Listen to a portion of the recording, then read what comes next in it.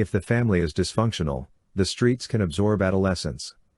Another factor is that some of their family members and friends are involved in criminal activities.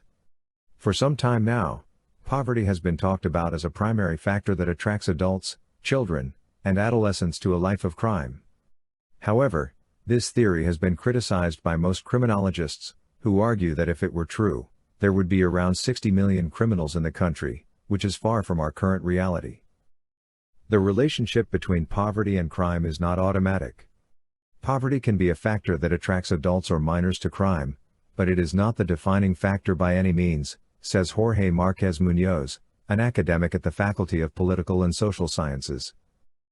Regarding the recruitment of children and adolescents by organized crime, after several years of study, the American sociologist Andrew Papachristos concluded that it has a lot to do with their networks of relationships. What are these networks of relationships? Obviously, the most immediate one is the family. If the family is dysfunctional, if its core is not strong, the minor can seek their models, their bonds, and their identity on the street. And the street is one of the places where minors are most vulnerable. In this regard, the case that has been most studied in Mexico is that of Ciudad Juarez. Why did so many young people, children, and adolescents join the ranks of organized crime in this border city?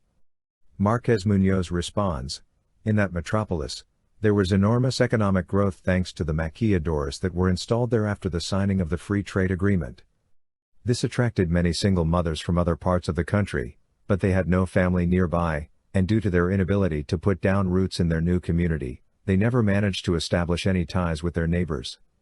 Thus, the lack of family members who would undoubtedly have helped to care for minors and the inability to establish social ties isolated countless single-parent families. Minors were left alone while their mother went to work, a circumstance that organized crime took advantage of to recruit them. Criminal environment. The fact that some of their family members and friends are involved in criminal activities is another factor associated with children and adolescents recruited by organized crime. Many minors saw their parents go to jail, and many were even born there. Others saw them die at the hands of other criminals or authorities, so they grew up with great resentment and a desire for revenge. Thus, the model they follow is that of delinquency, says the university academic. Another factor that has been observed in minors recruited by organized crime is the gap left by wartime conflicts. Wartime conflicts destroy families, communities, economies. And what happens when a war ends? The population in general, that is, adults but also young people and minors, knows how to use weapons, which, incidentally, are abundant. This has been seen in Central America, especially, where there have been very long wartime conflicts. In such cases, many adults, but also young people and minors, tend to remain in environments that later lead them to integrate into organized crime. Social programs. According to the successful results of some social programs launched in U.S. cities to persuade families, even dysfunctional or single-parent families, to help their minors leave the world of crime, it is essential to act when they commit their first offense and are serving a not too severe punishment. Let's not forget that crime is something that escalates. The child who becomes a bully tomorrow doesn't start out as a bully. First they steal a piece of gum, then a toy from a classmate, then a bike, and so on, gradually escalating, because to reach a point where brutal violence reigns, it requires previous training, which they acquire as they erase moral boundaries with their successful experiences. Sometimes, they are unaware of legal limits, comments Marquez Munoz.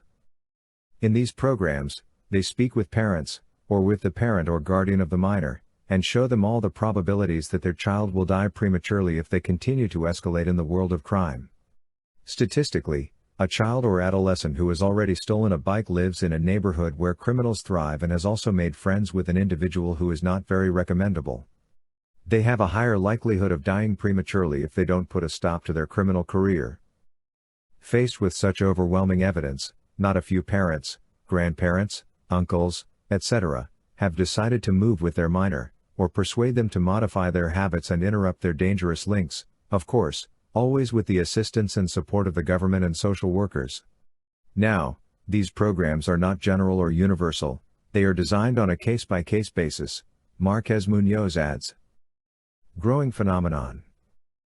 Mexico is a country with marked inequality, and just as there are few rich and many poor, in territorial terms, there are also few rich territories and many poor territories with scant institutional density, that is, with few public prosecutors, educational centers, water, electricity, drainage services, etc. When one sees these territorial differences, one realizes that, consciously or unconsciously, the Mexican state has decided not to invest in countless neighborhoods, municipalities, regions. Largely because it considers that it will extract very limited profits from them. That is, there is a lot of institutional density where a copious income of taxes or votes can be extracted, for example, and poor territories are neglected.